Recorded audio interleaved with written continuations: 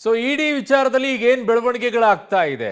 ಇಡಿ ಮಧ್ಯಪ್ರವೇಶ ಮಾಡಿದ್ದಕ್ಕೆ ಆ ಕಡೆಗೆ ಸಚಿವರೆಲ್ಲ ಆಕ್ರೋಶವನ್ನ ವ್ಯಕ್ತಪಡಿಸ್ತಾ ಇದ್ದಾರೆ. ಹೋಲ್ಸೇಲ್ ಆಗಿ ಮದ್ಯ ಖರೀದಿಗೆ ಹಣ ಬಳಕೆಯ ಬಗ್ಗೆ ಇಡಿ ಮಾಧ್ಯಮ ಪ್ರಕಟಣೆ ಬಿಸಿ ತಟ್ತಾ ಚುನಾವಣೆಗಾಗಿ ಮದ್ಯ ಖರೀದಿಯ ಆರೋಪವನ್ನ ಮಾಡಲಾಗ್ತಾ ಇದೆ.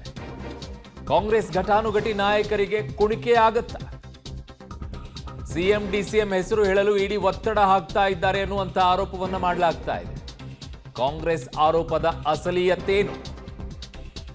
ಸರ್ಕಾರ ಅಸ್ಥಿರ ಆರೋಪದ ಬಾಂಬ್ ಇಡಿ ವಿರುದ್ಧವೇ ಕಾಂಗ್ರೆಸ್ ಅಸ್ತ್ರವನ್ನ ಮಾಡಿಕೊಳ್ತಾ ಇದೆ.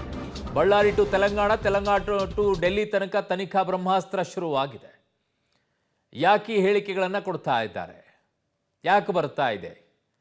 ಏನನ್ನ ಡಿಫೆಂಡ್ ಮಾಡ್ಕೊಳ್ತಾ ಇದ್ದಾರೆ? ಇಂಥ ಪ್ರಕರಣಗಳನ್ನ ಡಿಫೆಂಡ್ ಮಾಡ್ಕೊಳ್ಳೋಕೆ ಮಂತ್ರಿಗಳೇ ಕೂತ್ಕೊಂಡು ಸುದ್ದಿಗೋಷ್ಠಿಯನ್ನ ಮಾಡಕ್ಕೆ ಶುರು ಮಾಡಿ ಒಂದು ತನಿಖಾ ಸಂಸ್ಥೆಯ ಬಗ್ಗೆ ಹೇಳ್ತಾ ಕೂತ್ಕೊಂಡ್ಬಿಟ್ರೆ ಏನು ಉಪಯೋಗ? ಅಲ್ಲಿ ಆಗಿದೆಯೋ ಇಲ್ವೋ, ಹಣ ವರ್ಗಾವಣೆ ಆಗಿದೆಯೋ ಇಲ್ವೋ, ಇದೊಂದು ಮಾತ್ರ ಮಾಡ್ತಾ ಇದ್ದಾರೆ, ಇನ್ನುಳಿದಿದ್ದೆಲ್ಲ ಮಾಡ್ತಾ ಇಲ್ಲ. ಅದನ್ನು ಕೇಳಿ ಬೇರೆ ಕಡೆಗೆ. ನಿಮ್ಮದನ್ನು ಬಿಟ್ಟೇ ಬಿಡ್ತಾ ಇದ್ದೀರಲ್ಲ, ಯಾಕೆ ದುಡ್ಡು ಹೀಗೆ ಮಾಡಿದ್ರು, ಯಾರು ಮಾಡಿಸಿದ್ರು?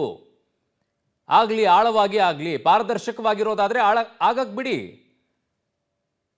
ಹಾಗೆ ಇಷ್ಟೊತ್ತೆಲ್ಲ ಹಗರಣಗಳ ಬಗ್ಗೆ ರಾಜ್ಯದಲ್ಲಿ ಆಗಿರೋದ್ರ ಬಗ್ಗೆ ಮಾತನಾಡ್ತಾ ಇದ್ರು ಅಲ್ಲಿರುವಂಥ ಸಚಿವರೆಲ್ಲ.